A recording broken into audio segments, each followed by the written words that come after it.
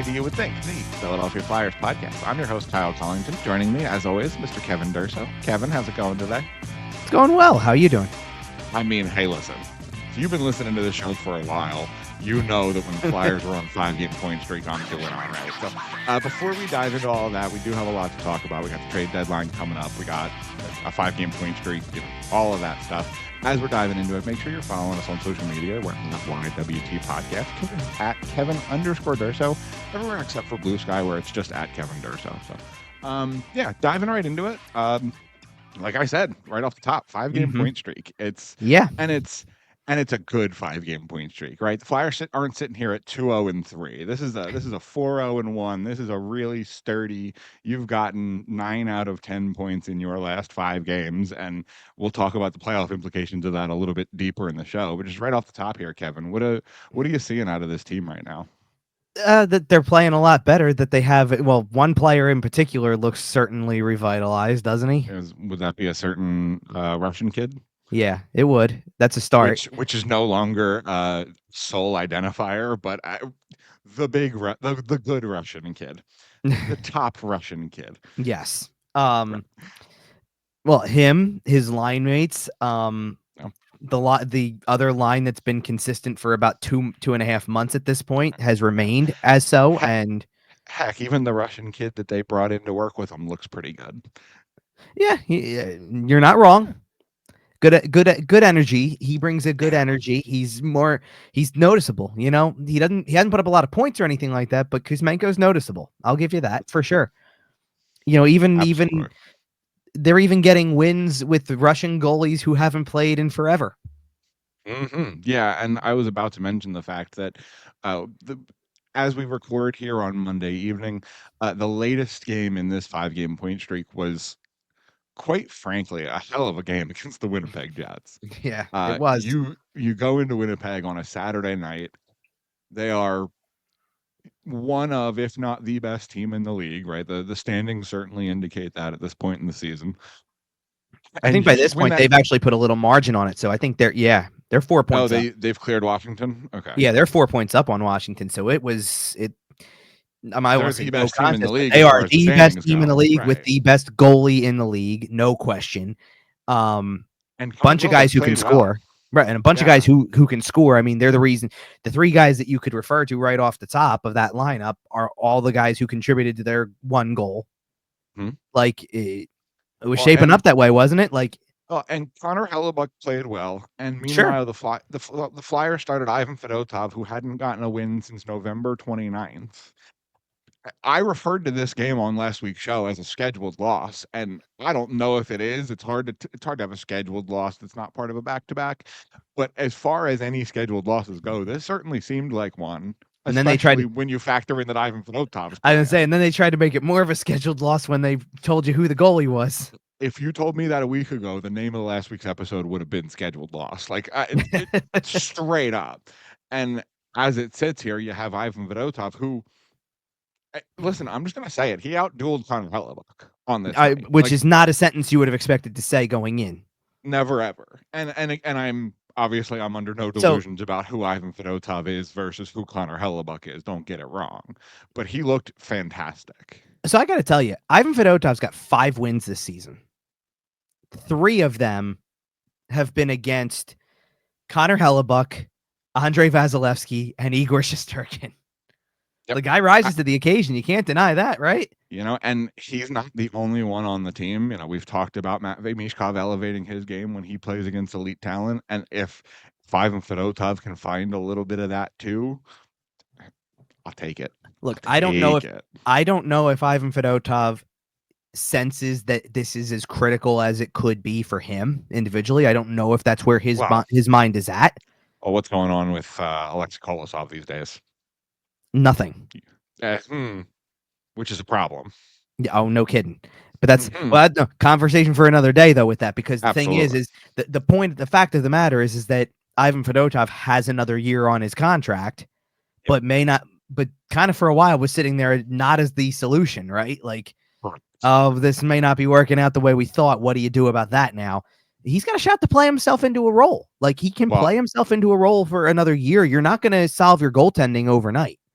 Well, right, The two 19-year-olds, or they're probably pushing 20 by this point, but like they're not coming here not coming next year either.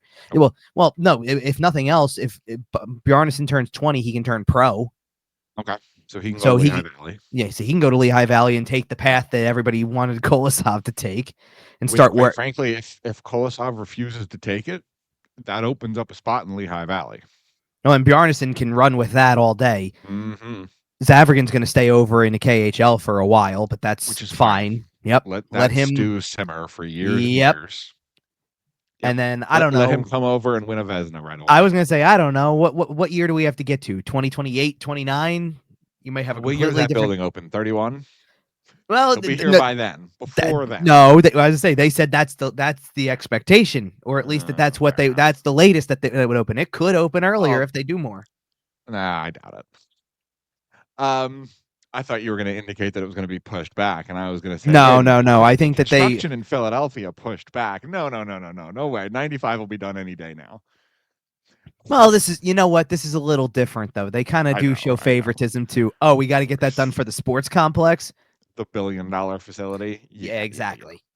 But no, I mean, there's a lot of positive pieces to this thing. I mean, how can you deny? I mean, guess what? Who scored the only goal in regulation time against Winnipeg? That's a positive development, is it not? You know what? Jamie Drysdale playing a lot better. Third of the year. It's not about the numbers. Like, I've liked his game leading up to that point for no reason other than, like, being able to read the play better, being a little more active. Like, the other stuff will follow if you do all of those things. Like, you don't just worry about scoring goals. Well, and let's be honest. Let's look at Jamie Drysdale's development path here. He has spent a lot of his off seasons that most of his compatriots have spent conditioning and strengthening and building this long-term cardio. Jamie Drysdale spent a lot of time rehabbing injuries. So he's one of those guys that, again, I expect him to come around. This is not a long-term indictment on him. I fully expect him, as he continues to bank healthy time, I just continue to see him improve. But he's a guy who benefited from having 2 weeks off and has looked really good since coming back from the break. Sure. And that's all you can hope for, is that guys, you want to see guys continue no matter what happens here, because now we're going to enter the territory, especially for what week it is. You're going to enter the territory of battling the standings versus what the main objective of the rest of the season is. If that becomes part of it too, that's a bonus, but it's not the main objective, right? Like, the main objective is still finding out things. If finding out things amounts to playoff appearance by some miracle, you take it. But here's the thing. As we said here on Monday evening recording, the Flyers are 4 points out of a playoff spot, having played one more game than Detroit, the team that currently sits there. They're 4 points out of a playoff spot, so they're still kind of within striking distance. They do have to jump 4 teams to get there, so it's certainly not an easy world. But if you look at the schedule, you go to your phone, pull up your NHL app, hit the little schedule button. Flyers have a whole block of orange games coming up. Mm-hmm. You got 7 home games in the next 12 days. Kevin, you know that as well as anybody. Yeah, because I got a plan. You don't have anything else going on in your life, right? You can just go to spend 2 weeks at the Farg. I mean, it's going to buy my time very nicely, right? Well, and this first week, it's a lot of Western Conference, right? Calgary, Winnipeg, and Seattle come through. Second week, you mix in some Eastern Conference, including some divisional. You got the Devils, you got Carolina, you got Ottawa and Tampa in the middle of the week. Those are big points. I was going to say, huge points. Ottawa is one of the teams you have to jump. Well, so there you go. You got that one, right? The Devils will probably be one of the teams you need to jump by then, because they're frauds. They're falling out of it. If Columbus continues to do what they've been doing, and what a great story they are. What a great story they are. I hope they add huge. I hope they go take a big fat swing. Like, if Carolina ends up moving Rantanen, come on, man. Come on, man. That would be great.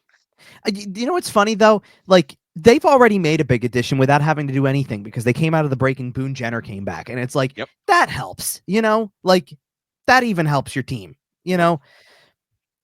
You know what I mean. I would love to see them take a swing, and Rantanen's perfect. You Just know, no, no. even if he wants to go to free agency, that's okay. Just get him as a pure rental. Well, think about something for a minute. Based on what you're saying, I don't think Rantanen's going to Columbus, by the way. But just I will humor you. What was Carolina? Yeah, what was Columbus's best playoff experience ever? Like, what was their best playoff year? Was the year that 2020? Was that the bubble? No, because they got kicked after they made it through that qualifier. It was the year that they upset Tampa. Right. The sweep. But what was the key behind that? They knew that was as good of a shot as they had to do anything with it, because Bobrovsky was on his way out the door, Panarin was on his way out the door, Duchesne was on his way out the door, but it didn't matter. They went out and they swept the team that had just set an NHL record at the time for wins and points, and crazy. And that Columbus team, what they did doesn't get enough love looking back, because Tampa went on to win 2 cups and go to the final in 3 straight years. Everyone forgets that villain origin story started with Sergei Bobrovsky. Game 1, they're up 3-0. He makes a save. Remember that again. Remember that again when those two, I mean Tampa and Bobrovsky, meet in the playoffs again this year. I mean, tell me I'm wrong. It's shaping up that way, one way or the other. Might be first round, might be first round, might be second, but it's shaping up to happen. But we can't get into the. No. I know. You went. I'm just saying you went to Columbus and whatever. I'm just saying. There's so much to like about the team. Even if the game-winning goal of the Stadium Series shouldn't have counted. Listen, grand scheme of things. I mean, look, you can't fault a team for if a penalty was supposed to be called. That's the human element, right? Absolutely, that's the game we all know. But they end up with another game. I don't even worry about the game part of it. What did I put in the group text after that game was over? As soon as the Gaudreaus led the team into the building, did you think there was any doubt they were losing? Nope. I did want to send a little shout out to the Detroit Red Wings, by the way, who all showed up in Johnny Gaudreau jerseys to the stadium. Right, they wore like Team USA ones, Boston BC, College, and I assume a Gloucester Catholic snuck in there somewhere. I'm sure. Yeah. And then Columbus. It was nice to see out of Detroit. Well, and then Columbus's was they went with like the sweatshirt look that he always would wear going in. Right. Right. So both of them did something. Well, now I don't know if this is as I'm sure it was publicized to a degree. I didn't watch the whole broadcast like glued to it to hear if they said exactly that, but Dylan Larkin was definitely close with the Gaudreaus in and things like that. Like both big members of Team USA hockey came up around the same time. I think they used to hang out in the off season. I'm not surprised. Right. Yeah. So like there you go. No, but regardless, I do, obviously, as a Flyers fan, I do want them to make the playoffs. I don't want them to make the playoffs at the expense of the Columbus Blue Jackets, because that story is just awesome. And they just got pieces that I think would just do well in the playoffs. Like, come on, Zach Werenski in the playoffs. Man, with the year he's been having, I'm a little nervous, because in the playoffs you can game plan a little more for him, and he'll probably get locked down pretty good. But still, if he gets to run wild in games 1 and 2, I would love. Yeah, I hear you. But anyway, Anyway, so as we sit here, like I mentioned, the Flyers are 4 points out. Where there's 2 games before the trade deadline, right? Trade deadline's Friday. Yes. So Tuesday and Thursday, and then trade deadline. Please don't tempt fate with the fact that Thursday could be a late night. It sure could. Okay. And the big names that are out there.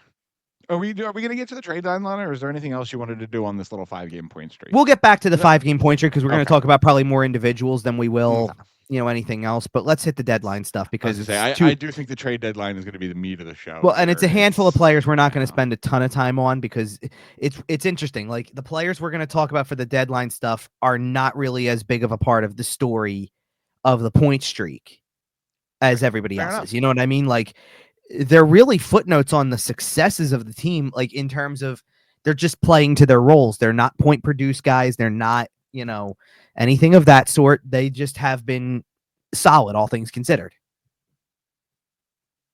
So as is the case this year, as it has been for the last several years now, there's a couple names kind of at the center of this. And anybody with an expiring contract is obviously, a little more up for grabs than others, but there really aren't that many of them. The two big names as it sits, and ironically, as I say that, the two biggest names are both guys who have a little bit of term left. But as has been the case the last several years, Scott Laughton's name is kind of at the top of the trade board, if you will. Sure. And then the other major name out there as far as league interest is Rasmus Ristolainen. Well, league interest in very general terms, because Right. it's faded a lot recently. Like, I think that he was a name that everybody would have put a high percentage that he's moving prior to Four Nations, and then he got hurt, couldn't play in Four Nations, was fine to come back effective immediately from the break, so it wasn't that serious of an injury that it kept him out of NHL games down the line. And then it seemed like right after that, the interest was way down. And some of that has to do with price tag. Some of that has to do with, other options. I mean, teams are going to look for the expiring contract first. They're not pure rentals. That's the hard part. You don't have any pure rentals on the team unless you move Eric Johnson. Which no one's giving you much for Eric Johnson. Or if you flip Andrei Kuzmenko, and at that point play around with the idea of retaining half, do whatever you want to with it. I think they still want to see him. I assume you retain half, but if you're flipping Kuzmenko. Well, right, I think they just want to see him, so I think they want to keep him because, like, to be honest with you, he could have come in and played 5 minutes a night, and if it means Michkov played the way that he did because he has another guy around, you would have said keep him. Absolutely. And there is definitely value in that. And I don't necessarily know if there's long-term value in Kuzmenko at the money he's at. Obviously, to me, it would need to come way down. No, that's what I'm saying. And he signed that. We talked about this a little bit on our last show. He signed that coming off a big season, his first year over here, big expectations, et cetera, and has kind of fallen from that. And obviously, if there is any sort of extension with the Flyers, you would think that it would come at a bit of a lower number. To me, it would have to. You've got to be very mindful of the money situation, especially if you're going to do anything else, like you've got to, even at least at the deadline, you've got to tread lightly on retaining on anybody. I agree. Short of Kuzmenko at, okay, you want to take $2.75 million for the rest of the year, go right ahead. Who cares? It's coming off the books as soon as the year's over. Is this the year that the rest of the money comes off the books as far as like the Tony DeAngelo buyout and the DeAngelo Ryan buyout? Ellis? No, so the DeAngelo. Okay, so there's a couple different angles here, and okay. I knew that I just know going into it, and I did OMB Puckcast before this, so I just knew that. But I knew that Puckpedia was going to come in handy tonight because you just know that you're right. It's the deadline show. This week and next week are big Puckpedia shows for sure. Sure. Yeah. So what comes off the books this year? The Tony DeAngelo buyout, the Cal Peterson contract. Okay. And that's really no. Kevin Hayes is after next year. Okay. So Kevin Hayes is after next year, and Atkinson are next year, and then by that that's point, all the money they have off on the cap at this point, right? That's retention and buyout. All the dead money. Okay. Well, that's retention and buyout. By the time the following season ends, so this is post 2026 or post 25-26, I guess is how you want to look at it, right? The 2026 offseason. You should, unless you do more, have no more retention, no more buyouts, unless you do something else. Right. And you are 1 year away from Ryan Ellis contract being off the books. Which, of course, as we all know, you can put into LTIR. They don't want to, but they right. Anyway. I think by that point, they might even be tempted to buy it out with 1 year to go. I just don't think there's any real need to. Like, if you end up pushing the cap and you put him in LTIR, no big deal. Well, just hear me out on this, okay? Because I did at one point in time. I know. I looked up the way that would be if they bought him out in the last year, so prior to 26-27, right? You're still saving $3 million that 1 year, and then the cap penalty the following year is $1.5 million. In a year where, by that point where the cap is up 20 some odd $1 million from what it was now, like eat the 1.5 million to get out from under 3 million at the time. If you want to go something I don't know who. That's I didn't realize the calculations look like that. That probably. Well, hang on a minute. I don't know who you might want to. Never mind. Who might you want to go for that you need $3 million extra dollars? Is that the summer Kaprizov is available by any chance? Yeah, it's one of them, sure, but who else? I mean, we all know Connor McDavid's not going to hit the market. Let's be so for real. Stranger things. That's all I'm saying. Yeah, but not really. Let's be honest. Either way, regardless, take your pick. Whoever the big fish on the market is, you're going after him. More than likely. By that point, I agree. Absolutely. So if if the cap is up as high as they think it's going to be, and you are out from underneath of $3 million more just by saying buyout because there's nothing left, no buyouts on the books, no salary retention, I would do it in a second to get out from underneath of that one and just worry about it for 2 more years and then be done with it. Listen, I know that we mentioned Danny Briere's name a lot on this show as the guy with the keys. Right. Who's his boss? We're talking about Keith Jones. And who was running the show when Keith Jones was playing in Philadelphia? Like what? Like on an ownership level or the president? I'm talking running the show. I'm talking about Ed Snyder. Sure. Yeah, and what did they do? They always went out and went for the big guys, of course. So what I'm saying is, and again, no inside knowledge. This isn't a report. What I'm saying is, with the cap going up the way it's going, and the cap space that the Flyers have going the way it's going, I expect the Flyers to be major players for the next 3 off seasons, basically. Okay, guess what? So you've said something wrong in this already, because Jonesy's running partially. Jonesy is Danny Briere's boss. That's true. Direct supervisor. Yeah, just hold on. Who's the guy with the checkbook, though? Well, a lifelong fan who grew up watching the Snyder era. Who's come as close as anybody I've ever seen to being 2.0. Correct. So what do you think's going to happen? You're going after guys, and they seem. Guys. Well, think about something. I talked about this on 97.3 this week at some point. I forget which spot it was that I was doing that I brought this up, but it was like, you got a up close look during the course of the week. You're playing Pittsburgh twice, right? Mm-hmm. Now tell me that franchise knows what direction they're going. I think Kyle Dubas knows what direction that franchise is going. Can they win a game with the core they have? Of course they can. Erik Karlsson is still Erik Karlsson to a degree, and Malkin's still Malkin to a degree, and Crosby's still Crosby. But to a degree. No, I kind of take that one off with Crosby. A pretty high degree. Although Crosby didn't really do much in the 2 games either. He was even in the second one. Malkin took over the second game more than anybody. But anyway, are they done for the season? What's that? Flyers Penguins? Are they done for the season? Yes. Okay, then we can talk about it. Okay, great. Sid wasn't great. You're right. Correct.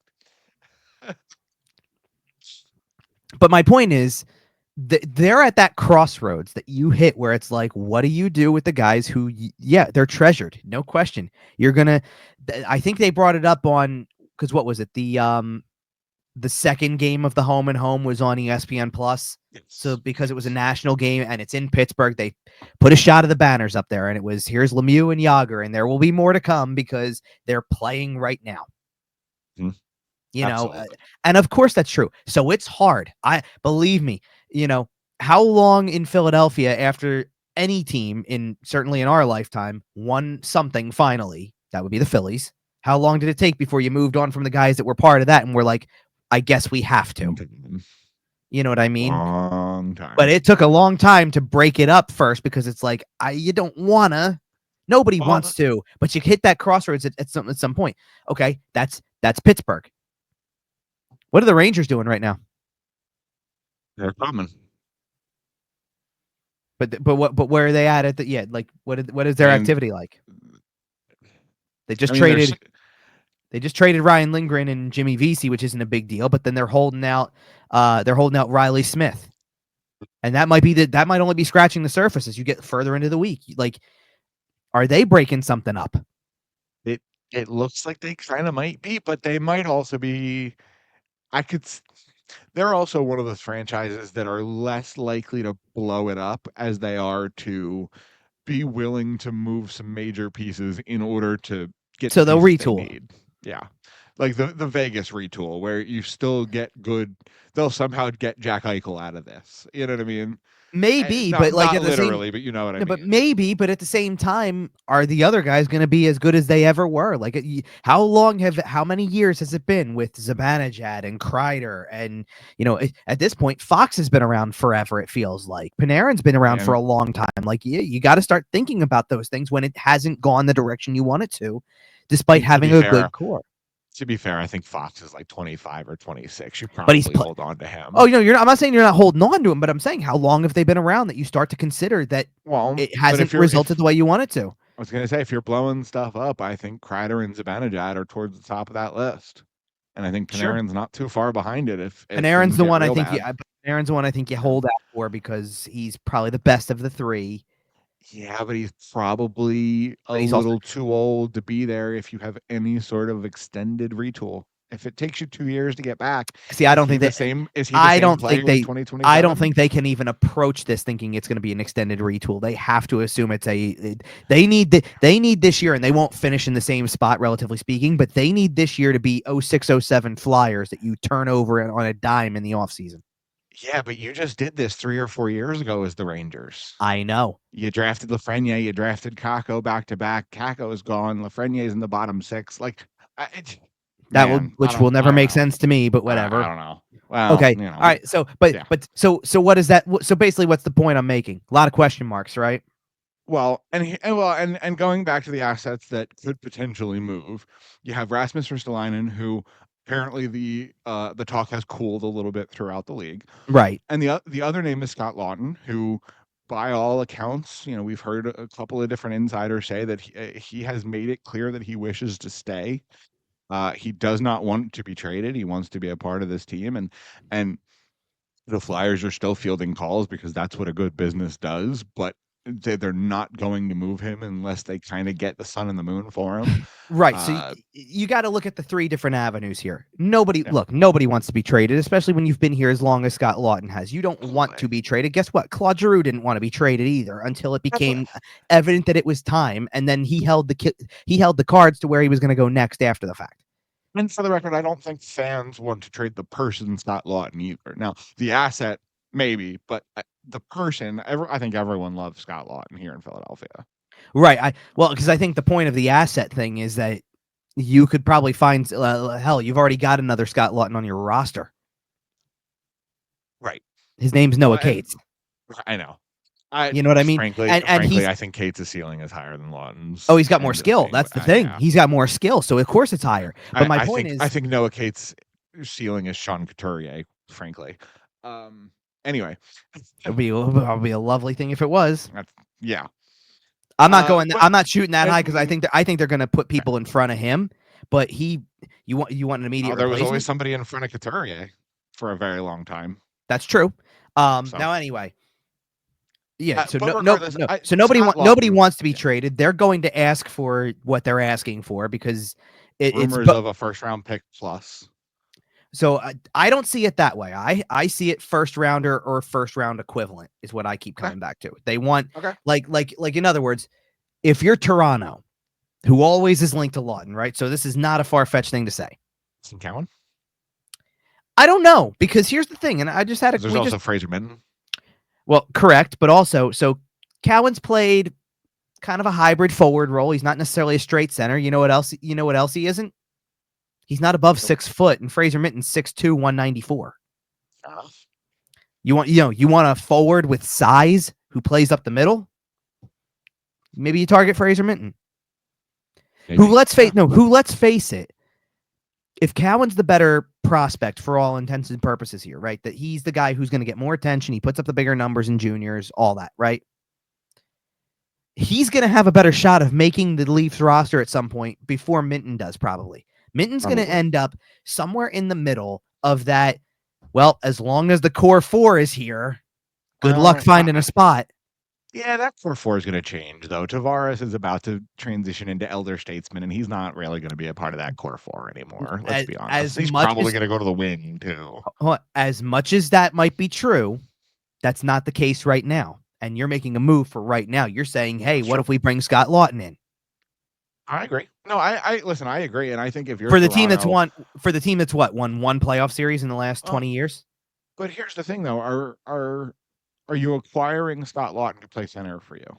Because that's not something he's done the last couple of years, No, honestly. maybe not. But regardless, See, but I think he's seen around the league as a center, and maybe in Toronto's system he can play a third line center, and the system I kind of believe that. supports it. Right, the system supports it.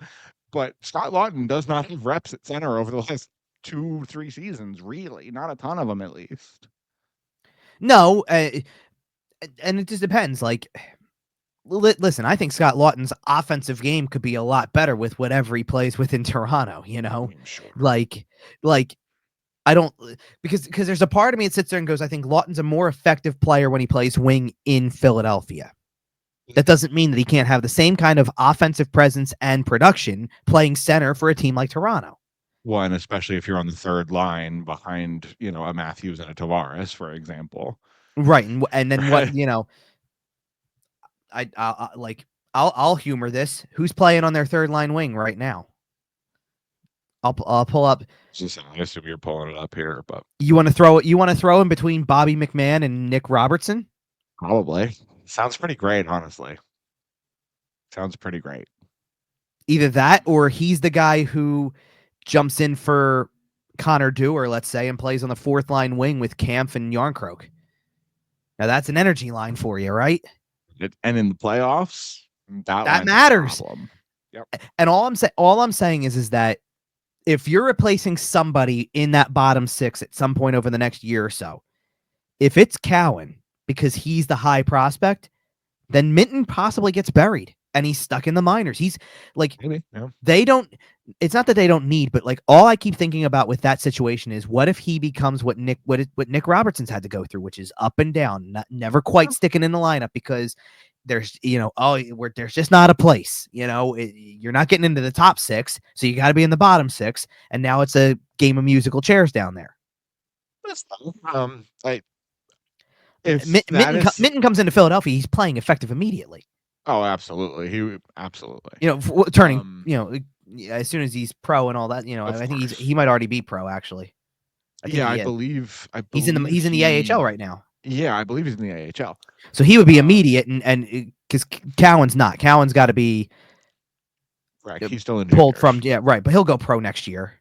Absolutely, he's playing with Bonk and Barkey up in London. They're going to go win a Memorial Championship. But this is like, and I don't know what the significance behind the numbers are. Like if there was an injury or something. But Minton's played 15 games with the Leafs this year, and then 25 with the Marlies. Now, I'm saying I don't know the significance. I think he was healthy scratched for. But that's my point. So you're stuck being a healthy scratch with a team. You'd want to go anywhere else if you got to play. Fair enough. And listen, in that situation, he wouldn't really have much of a choice, right? He's a young player on his ELC. He's going to make the best of whatever opportunity he can get. Well, and then think about it. Then if Laughton's guy who comes in, then Laughton surpasses somebody else because he's going into the lineup effective immediately. He's there for another year because the contract indicates that. So it's not even just a rental. It's not even like you're trying to sit here and say, well, temporarily we'll keep all those guys because whoever we bring in is now if they want to do. Yeah, I think Jake Evans is a pending free agent who's on the market, same kind of style as Laughton to a degree. You want to do that and not give up as much and have a guy who's there for the rest of the year, and then you go from there, be my guest. But if you want Scott Laughton, you're getting him for another year, and the price is higher because of that. And I think there's going to be, if Scott Laughton is the guy this trade deadline, as far as that kind of player archetype, you get yourself into a spot where there's a lot of guys out here who are kind of like Scott Laughton, and you can go get one of them for a second or a third or whatever the deal is. Right. If you want Scott Laughton, the real deal, this guy. Right. It's gonna cost you because right, and that might be doesn't need to move him. And that may be a go. Yeah, Well, and that's why I'm saying that may be a for better or worse kind of thing, where exactly. the leverage is there, where it's like you don't have to do anything. You don't have to do anything. The player doesn't want to move. And I think if Danny you get Briere what is you want, you perfectly do happy right, with that. right, and that's why I'm gonna, as we sit here doing this on the Monday night of the trade deadline week, I'm cautioning everybody now: don't be shocked if they do nothing, because they don't And that's have not to even a do bad anything. thing. Right? That's not Well, because even they a don't. bad Well, thing. no, and here's the thing: did they really do nothing? They already made their move. Farabee and Frost traded. That was the big move. Right? That was one of the big moves. Now, if you do anything else from there, it adds to it. But that's where you started this process. You've already sold a little. And if you are in the business of online rumors and listening to things like 32 Thoughts and et cetera, et cetera, et cetera, Elliot Friedman seems to indicate, and this makes a lot of sense because Danny Briere has essentially told us this himself already. Mm-hmm. But Elliot Friedman has indicated that the Philadelphia Flyers are making it known throughout, kind of the NHL's inner circles that they're going to be players. They expect to make big moves. They are going to try to be doing things, presumably at this point, mostly in the summer, right? The draft, free agency, things like that. Pretty much that 1 week of the off season. But I believe the phrase he used was that they're gearing up to take a big swing. And I don't know. Right. And again, he didn't mention anything specific, of course, but he could be talking about a trade. He could be talking about an offer sheet. He could be talking about an unrestricted free agent. But regardless, and hello, back to my point earlier about Keith Jones and the owner he came up under in Philadelphia. He knows what it's like to go get the big free agent and make a run. Well, okay, so so case in point, when we did the show last week, we had a decently long discussion about RFAs and offer sheets. Yep. So when you're watching that game against Winnipeg on Saturday, you're paying a little extra close attention to Gabe Vilardi just because, take out the shootout move at the end. But the play he made on the goal was nice, right? Does he look good on a power play? Does he look like he knows what he's doing? Just keep that in mind. Be a nice little piece. Just keep that in mind. When one of the names I said is probably coming off the board pretty soon, based on everything we've seen. But they do play Dallas later this month. If everything is still status quo, are you going to watch Wyatt Johnston a little closer? Yeah, no, and what you're alluding to is there's rumors that there's been an 8-year contract offer. Rumors that it hasn't been accepted. He might get more. He might try for more. I mean, you can't get more than 8 years. No. I mean money. Oh, so the thing is, and I've heard some agents talking about this. I've heard Dangle podcast talking about this a little bit. If you're a young stud like Wyatt Johnston, and the Caps is doing, and the Caps doing what the Caps doing, why on earth would you sign a long-term deal at this point? Why would you sign 8 years when the cap is $92 million, when by the end of it the cap might be 140? And I don't even think that's crazy. Well, that's what they've been. So that's what they've been saying from an RFA standpoint. That's what's been said about Noah Cates. I'm that nervous team, about bridging Noah Cates. Because here's the thing: that Noah Cates is that the team is somewhere in the range of like $3.5 million or something like that, and the player I think is in right. Well, I've already in my head at least, if I were to jot down a number for Noah Cates right now, based and just as if I'm trying to calculate, here's the cap space they have. They've got to sign A, B, and C. Who gets what? I would have put Noah Cates at 4.5 immediately. Oh yeah. If you can get him less, great, but I might even run him to 5x5 if you go 5, right? Like 5 years by $5 million. If he's willing to give you 5 or 6, yep, done. Right, done. Especially with the cap where it's going. By the end of that, cap's 125, 130, 140, whatever it is in 4, 5, 6 years. Done. That will look like an absolute steal if he's putting up even 60 points and playing good two-way hockey, even if he's poor man Sean Couturier. Yeah. Done. Oh, I hear I'll you. take that through his prime for sure. Well, I would, of course you would do that. And who knows? Who knows? But Yeah, as far as the money goes, but if you're a free agent, as far as Wyatt Johnston goes, I don't know why he would sign any more than 2 or 3 years. Valid. 2 or 3 years, whatever, though, even if it's a little bit cheaper than the number you want, blah, blah, blah, whatever it is, you get to come back in 3 years, even if it's 7 for Wyatt Johnston. I think 3 by 7 would be about what a bridge looks like. If you come back in 3 years, cap's 25 million higher than it is now. And if I'm Wyatt Johnston and I'm still doing Wyatt Johnston stuff, I'm looking at Right. double digits at that point. I'm looking at the big fat extension. But it's crazy what the league's finances are going to do over the next couple of years. This cap going up, players are going to be making more. Connor McDavid's about to make an absolute pile next summer. Now, tell me if you believe this or not, because as we're talking about, the more we're talking about this, Yeah. Does that maybe put the Flyers in a position to have an advantage? Because as opposed to teams Absolutely.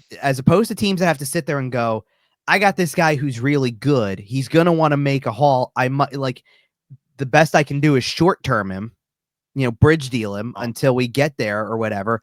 But then the threat is always there for him to walk anyway. Whereas the Flyers look like they're going to come into one of at least for one of, and I'm not even talking about this year. I'm talking about next offseason.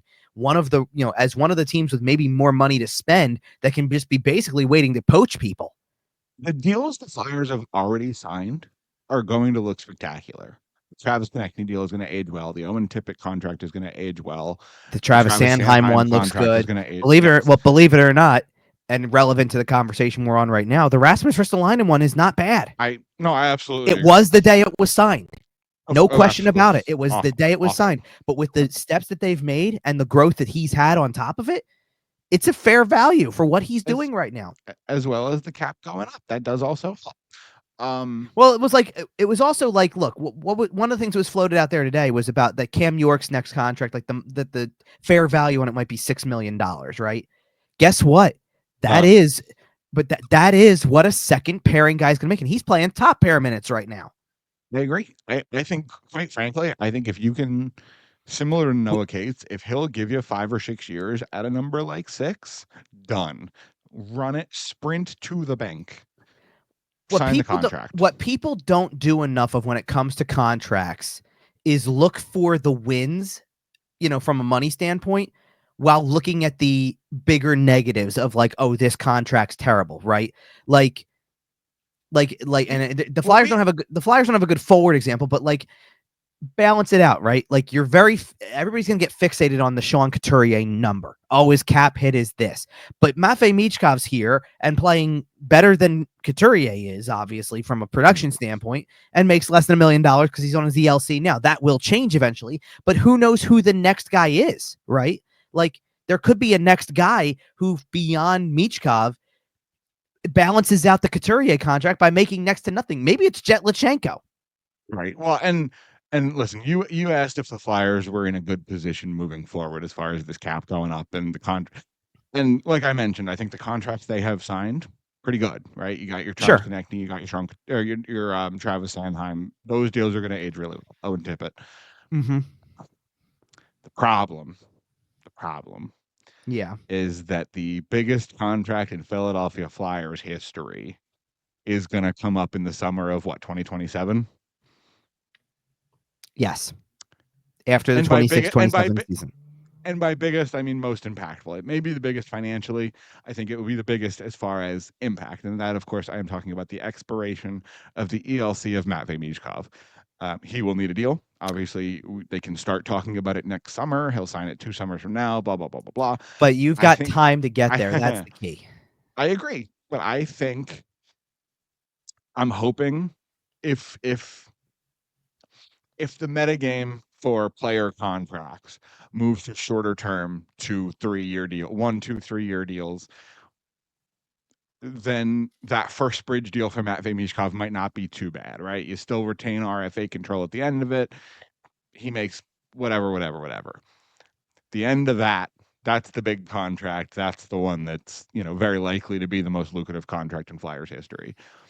But hopefully, we can get a bridge deal out of the way that doesn't, absolutely break you in half. But this isn't going. That's 2 years from now. This isn't going to be completely a parallel situation, but you've already brought his name up once on the show, so I'll bring it up again because this is how quickly you can go in terms of it. Listen, you're talking about bridging a deal. Let's go the other direction with it, because Minnesota got Kirill Kaprizov for 2 years under $1 million because that's how ELCs work. And then when it came time for him to sign another contract in 2021, 2022, ahead of that season, boom, $9 million AAV at a time when the cap was not up. Like, it's not a stretch to think that Michkov goes from long? What's that? But for how long? 5 years. Mm-hmm. Not full term. No, but okay. The problem with that was nobody was thinking full term in 2021 because of the COVID situation. Of course, we didn't know where the cap was going. The 8-year deals have gone up a lot because I think there's more clarity. What I'm saying is just don't be surprised if Michkov goes from under $1 million to double digits. Oh, seriously. I completely agree, and that's what I'm saying. And when I say his play will determine that, of course. And when I say a contract that doesn't break you in half, it might still be 10, 12 million. Again, 2 summers from now, right? But at that point, I expect Connor McDavid to sign for no less than 17 or 18 a year. I expect his next contract to be absolutely bloody enormous. Yeah. It's going to be. It should be. Right. And the Matvei Michkov contract that follows will hopefully, assuming his career does what we hope it does, will rival it, right? Hopefully he's got a ring or 2 by then, and we can, we're having some different conversations. At that point, sign the contract, who cares? But if Connor McDavid signs next summer, right, the contract that takes place a year, or takes effect a year from that, signs next summer an AAV that's going to be 17 or 18 million. I mean, that's a game changer as far as the NHL goes. Like, the NHL enters a new era of player contracts. Yeah, I hear you. And the cap exploding is going to help that along. So it's going to be super interesting. And like I said, it all kind of comes back to my point about the Flyers being active over the next 3 off seasons. There's going to be a lot of cap space. A lot of shifting parts. 3 is. You're not summer, next summer. You're not wrong about it. I still think the 2 most impactful have to be the next 2. I agree. Because, to be honest, honestly, the 3rd one might just be for it's time for Michkov. That's it.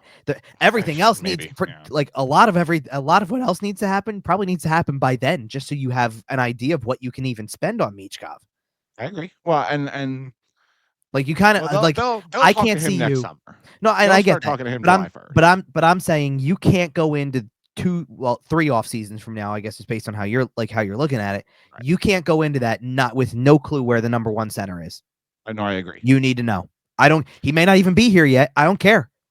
If it's a draft pick, if it's a guy you drafted, so be it. But at least you know. I think. I don't think it will be a draft pick, by the way. So here's the thing. We've talked a lot about Noah Cates on this show. And I think Noah Cates has done a great job this season. And again, obviously, this is something that he has to solidify over the next couple of years here. Yeah. But I think he is showing 2C potential here. Possibly. 3C for sure. 2C is possible. They need a guy in front of everybody who's on the roster right now. They absolutely need a guy in front of everybody who puts up a lot of points. Then from there, do you think Jet Luchenko is that guy? That's who I think might have a 2C ceiling. Okay. I'm already sitting here going. So but you don't think he's a 1C right now? Luchenko? No.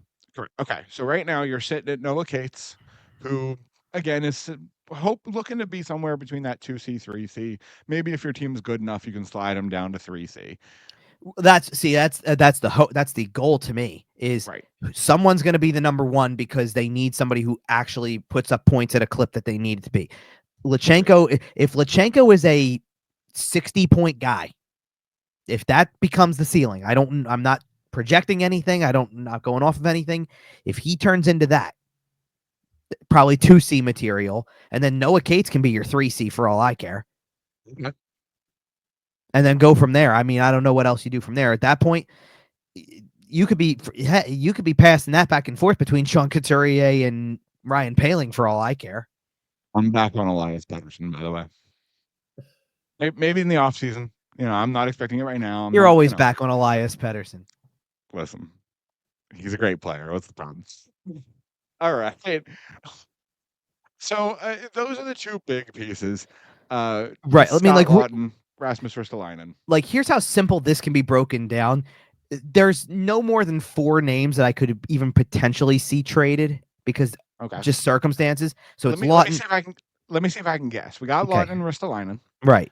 We talked about it before the show, so I know that Cam York is a name that you're going to. Well, that wasn't what I was going to say there. It wasn't. Okay. No, that's just something that's been floated recently that I don't think is happening this week at all. But I think it's. I agree.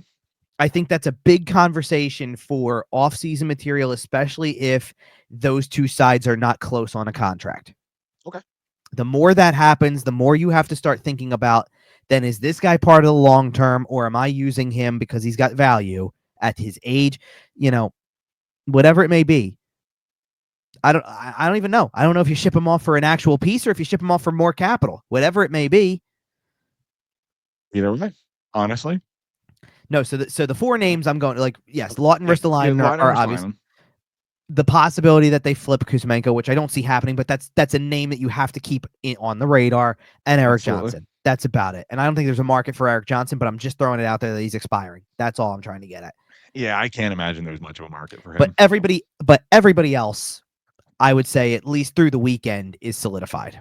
Off season, different story, but through the weekend, unless something crazy happens, right? Obviously, Frost Farabee kind of came a little bit out of nowhere as far as the actual transaction itself. Right. They were always kind of fluid. We would have still been talking about that. Sure. But what I'm saying is that anything can happen. And I think Danny Briere has proven that he's listening. Mm-hmm. I think there's a pretty good chance we show up next week and say, so the Flyers didn't do anything. Or there's a chance. Or the Flyers got a draft pick to retain some salary somewhere just to hold salary for the end of the season to facilitate somebody else's trade. Something along those lines. I could see some minor pieces. But I don't see them making any huge adds. I don't see them making any huge subtractions outside of the 2 players previously discussed. I honestly, as far as the Flyers go, I kind of expect it to be a pretty quiet week. Pretty much. I don't. Other than the games, of course. Let's put it this way. I don't think they're trading Ristolainen this week. I don't see the market heating back up for him in a way that they may hope. Laughton, but you say that sure, suffers an injury and everything changes. Sure, always possible. Yep. Laughton, I think they actually might do it this time. Really? Okay. You know what? As much as there's all this stuff floating around, and I know what was on 32 Thoughts, and I know all the stuff that's been going on and things like that. For the record, the Last Supper photo, hilarious. But that to me is significant because he wouldn't have done something like that years ago. He knew something? like I know he's saying he didn't expect it to go viral like it did. Right, but is he trolling? Well, he is a bit of a troll. He is, but I don't think you would. Okay, then in fairness, you can be trolling all you want to. Would you do something like that if you weren't prepared for what could happen though? I'm sure he knows it's a possibility. Right, like by now, you're not like a stranger to this. Well, you don't make it clear to the organization that you want to stay if you don't know there are rumors about you. Yeah, sure. I'm wondering, I just wonder if there's ever going to be a better time. Like sometimes you hit a point where is there a better time to do this than right now? No. Okay. I know that there was something floated out there with Ristolainen about now that the Seth Jones trade happened, what if they retain? I wouldn't be retaining with 2 years left on a contract. Even at 50%. 1 year left, maybe. Ristolainen with 2 left, probably not. Because at least you could justify 1.5 million, like a buyout almost, if you really had to. To me, I don't even think I would worry about retaining on Laughton because to me, you're getting 1 year plus of a guy who's on a team-friendly contract, and you know everything that he's going to bring. And he fits the bill of a price tag for a guy in that role anyway. There's nothing unfair about it. If he goes to a Toronto, they might really value that retention. Maybe. I don't know. one of those nickel and dime up to the Caps teams. Well, see, you say that, but at the same time, I sit there and I go, then that's more incentive for them to say, then we're holding him. But listen, I agree. And then you revisit it in the offseason when it doesn't matter. Like you mentioned, I think the Flyers are in a position where they have all the leverage. They do not need to move the player, and they have set their price. And if the price is not met, then the player will not move. Probably. Exactly. Simple as that.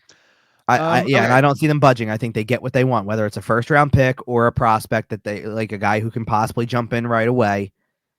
I think that's exactly the direction it has the potential to go.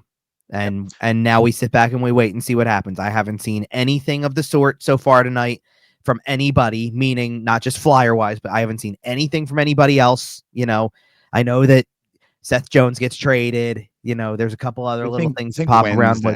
What was the other one? Nyquist got traded. Yeah. That's the other one. Like, okay, a couple things happen and everybody goes nuts because two teams did something. Okay. Some early tremors. It's still early and not a lot has happened yet. So a lot of the guys are still out there and probably will be. And a lot of the moves might have happened already, right? Like if Rantanen is probably the biggest trade we'll see this season, unless Rantanen gets traded again, that's probably right? Not as even big as the first one. Just for the shock value. Well, sure.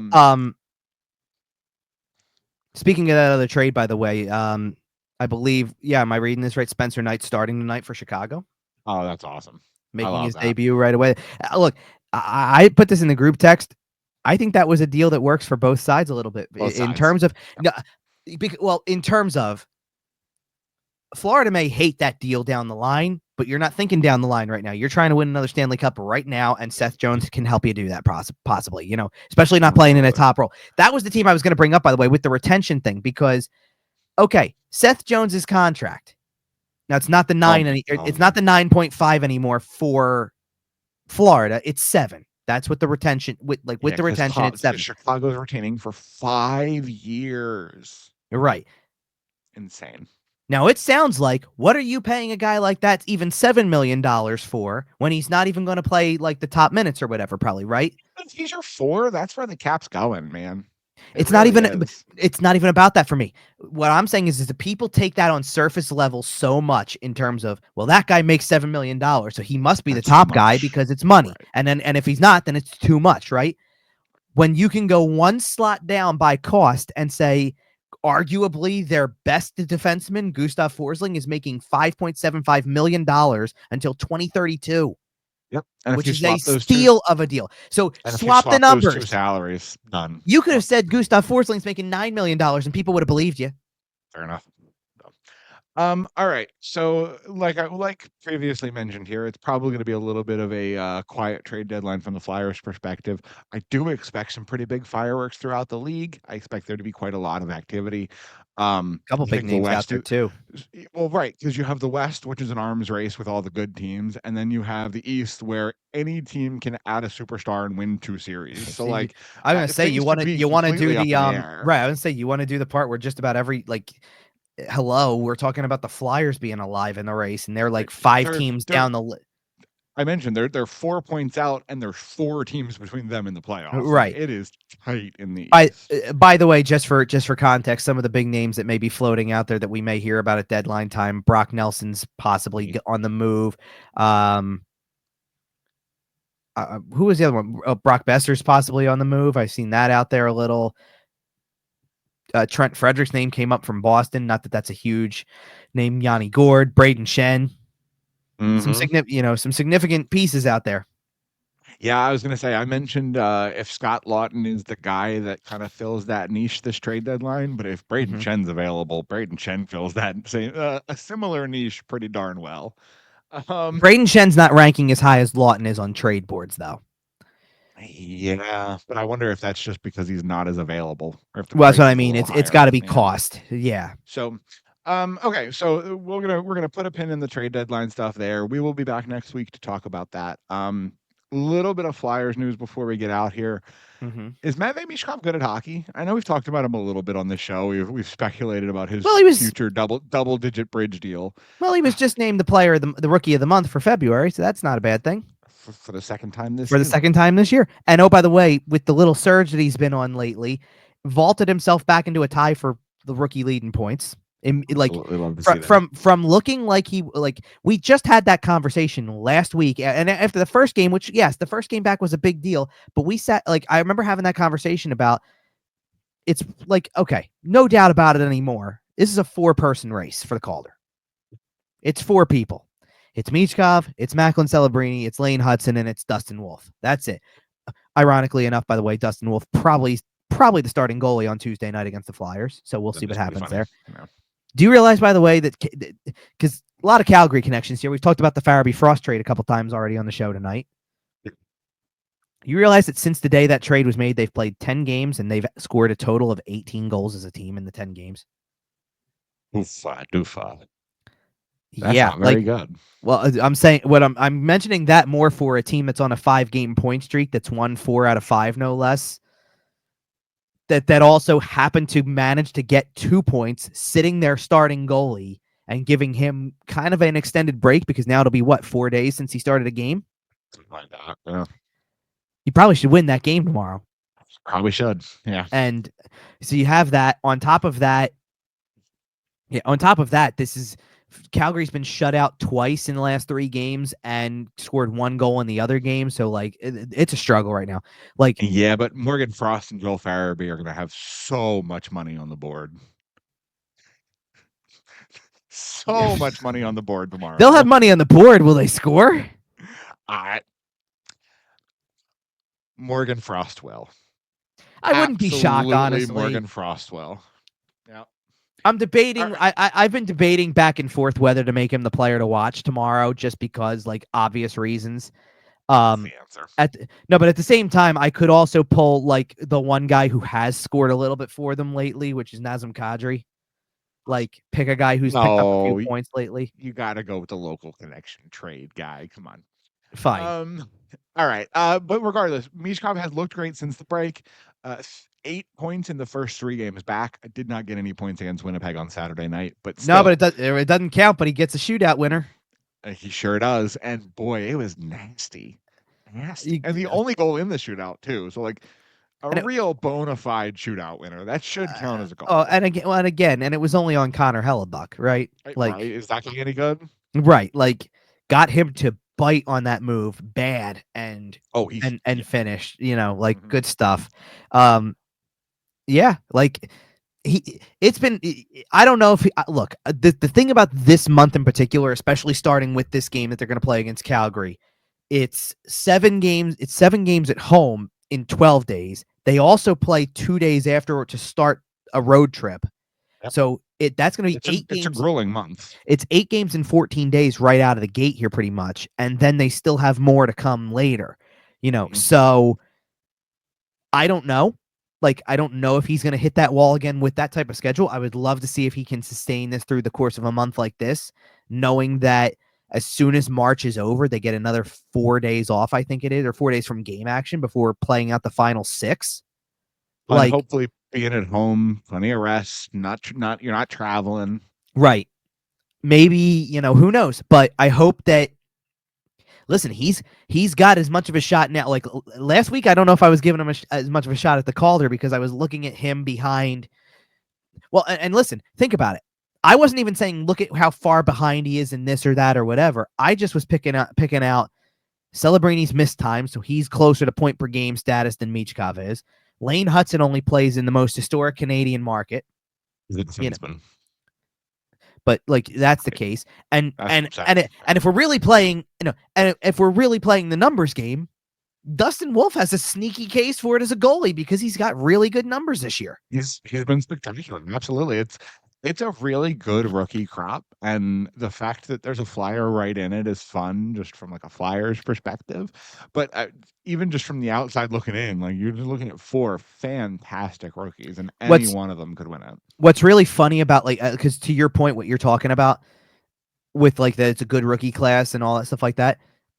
So I watched at least one of over the weekend, one of the Dallas games that was on. Mm-hmm. And I think it was Fridays because Logan Stankoven had 2 goals that night, I believe. And it was might have been his first 2 goals in a long time because he's only at 9 on the season. And it felt like he was on 7 for a good chunk. And it's he almost became a forgotten part of the Calder race because it was yeah, you faded pretty hard. Right. Like he was forgotten. Will Smith is not having the same kind of year that Celebrini is, so he won't be in the running.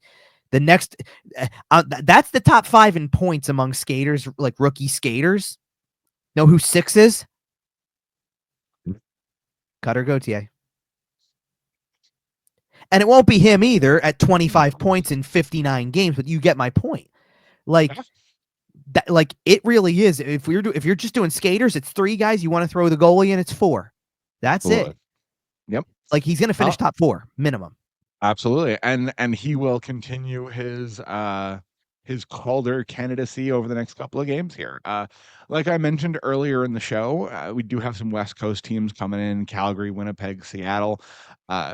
The last game between now and our next scheduled show is going to be against the New Jersey Devils. As previously mentioned, all at home, 7 of the next 12. The next 2 weeks is all home games for the Flyers. Yeah, it's a grind. Yeah, and for writers too. Absolutely. It's a grind for these Western Conference teams coming in. Hopefully the Flyers can pick up some points here this week.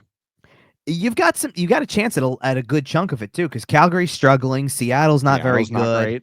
No, New Jersey. Well, I was going to go a different direction with the New Jersey one altogether because, hey, listen, we're within a week of that game. Is Jack Hughes playing? Maybe not. You don't know, right? You don't know what their team's going to look like. 10. Like Winnipeg is the one game on this that I sit there and I go like, listen, a shootout win might go a different direction the next time you play them. But hey, listen, if you get a point out of Winnipeg, if you tell me that this team's playing Winnipeg twice in 3 games and they're going to come out of it with 3 of the 4 points, I'm going to tell you right now, I don't care how they get. I'm not even going to make it all wins here on this. They keep the point streak going through New Jersey. You're pretty happy.